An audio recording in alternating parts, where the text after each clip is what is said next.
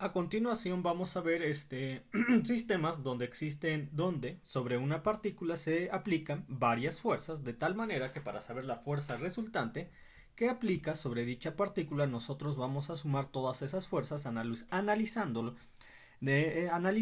en el eje X, en el eje Y para finalmente poder expresar la fuerza resultante que es la fuerza total que se aplica sobre el cuerpo debido a la acción de varias fuerzas tanto en la forma polar como en la forma rectangular.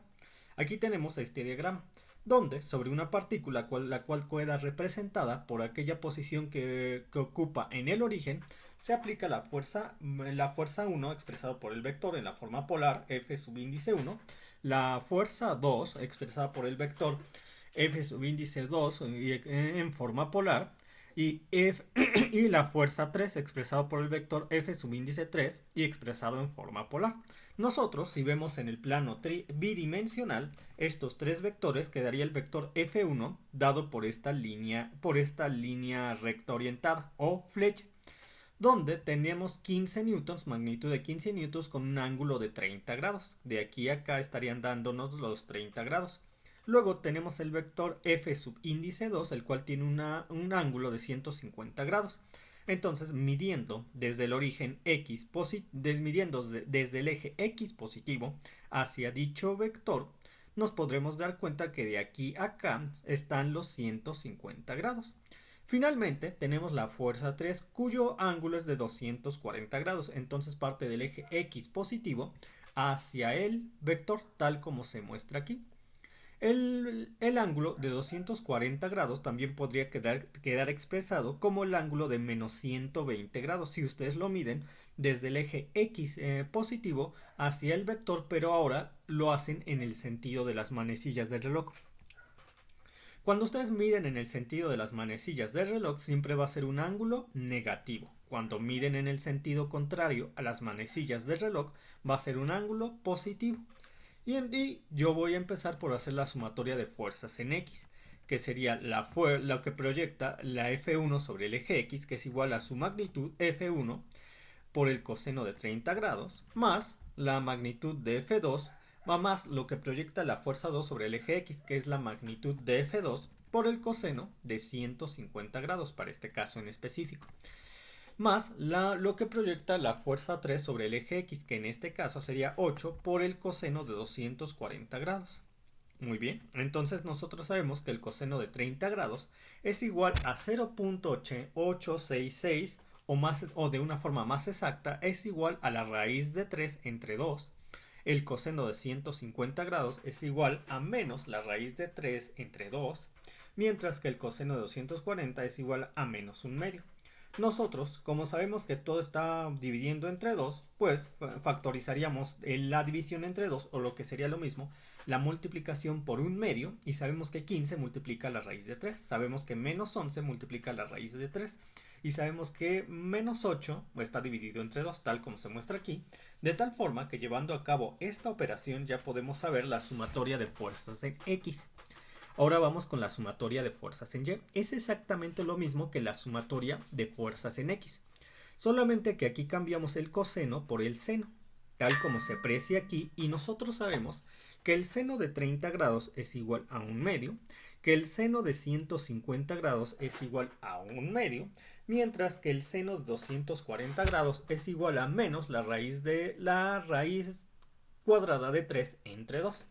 Ahora, todos estos datos pueden ser verificados si tienen su calculadora en DEG porque estamos manejando grados. Si ustedes tuvieran su calculadora en radianes, no llegarían a los valores correctos, a menos que los ángulos los tuvieran expresados en radianes. Por ejemplo, en radianes 30 grados es igual a, sería 30 entre 180 por 3.1416. Si ustedes tienen su calculadora en radianes, aquí le correspondería 0.5236 radianes. Aquí en 150 correspondería, sería 150 entre 180 por 3.1416. Aquí le correspondería 2.618 radianes, y aquí en vez de tener 240 grados en radianes tendríamos 240 entre 180 por 3.1416, tendríamos 4.1888 radianes. Entonces, manejando esos valores, con su calculadora en radianes van a poder observar que obtienen los mismos resultados, pero ahorita nosotros estamos trabajando en grados. Entonces ya podemos hacer la sumatoria de fuerzas en Y y nos quedaría 6.07. De tal forma que nosotros conocemos que la sumatoria de fuerzas en X es menos 0.53 newtons, que sería la parte que estaría multiplicando al I vector unitario porque es lo que se proyecta sobre el eje X, más 6.07 newtons por J vector unitario, que es la parte que se proyecta sobre el eje Y, y así tendríamos expresado nuestro vector resultante. Si yo lo quiero en coordenadas polares, lo que tengo que hacer para sacar la magnitud del número polar sería menos 0.53 al cuadrado más 6.07 al cuadrado y aplicamos la raíz cuadrada. Nos da para este caso en específico 6.09. Ahora, yo quiero sacar el ángulo. Sé que la par que lo que se proyecta sobre el eje Y va en el eje Y positivo. Sé lo que es lo que se está proyectando sobre el eje X va en el eje X negativo. De tal manera que si yo por medio de la expresión que hemos estado utilizando a lo largo de todos estos ejercicios de la tangente a la menos 1 del valor absoluto de lo que se encuentra en Y entre el valor absoluto de lo que se encuentra en X, me daría 85 grados, 85.0098 grados, que es el ángulo que va del eje X negativo hacia el vector. Es el que pueden ustedes ver aquí. Pero yo no mido los ángulos así, yo los mido desde el eje X positivo hacia dicho vector. Entonces el ángulo que yo necesito sería 180, todo esto, 180, el semiplano superior, el semiplano de arriba, menos lo que acabo de calcular. Lo cual me da el ángulo que yo necesito, que en este caso es 94.99 grados. Y así finalizaríamos este ejercicio. Vamos con otro ejercicio. Ahora, aquí tenemos que sobre una partícula actúan tres fuerzas, representados por los vectores F subíndice 1, F subíndice 2 y F subíndice 3, cada uno con distintos valores y ángulos. Nosotros tenemos que para el F subíndice 1 tenemos un ángulo de 45 grados, que el cual va de este punto a este punto. Mientras que para F subíndice 2 tenemos un ángulo que va del eje X positivo hasta a este punto. Mientras que para la fuerza F subíndice 3 tenemos un ángulo que va del eje X positivo hacia el vector. Así va, así, ahí está. Ahora, yo quiero obtener la sumatoria de fuerzas en X, por lo tanto sería la magnitud de la fuerza 1 por el coseno de su ángulo, sería 60 por el coseno de 45 grados. Para F2 sería 15 por el coseno de 30 grados y para F3 sería 35 por el coseno de 225 grados, tal como se muestra aquí. Entonces tendríamos magnitud de F1, que es 60, por el coseno de 45 grados, que si tienen deben tener su calculadora en DEC para manejar 45 grados, que les daría 0.7071 y muchos más decimales, o de una forma más exacta, la raíz de 2 entre 2. Más 15, más la magnitud de F2, que es 15, por el coseno de 30 grados, que es la raíz cuadrada de 3 entre 2, más la magnitud de F3, que es 35, por el coseno de 225 grados, que es menos la raíz cuadrada de 2 entre 2. Nosotros sabemos que todo se está dividiendo entre 2 y lo podemos escribir de esta manera, de tal manera que yo sé que la raíz cuadrada de 2 multiplica 60, la raíz cuadrada de 3 multiplica 15, y que la raíz cuadrada de 2 multiplica menos 35. Y así yo puedo, por medio de la expresión que está aquí de la sumatoria de fuerzas en X, al simplificarla, yo obtendría la sumatoria de fuerzas en X. Les recomiendo en esta parte utilizar la calculadora para multiplicar la raíz cuadrada de 2 por 60, más la raíz cuadrada de 3 por 15, menos la raíz cuadrada de 2 por menos 35 y les daría 30.66.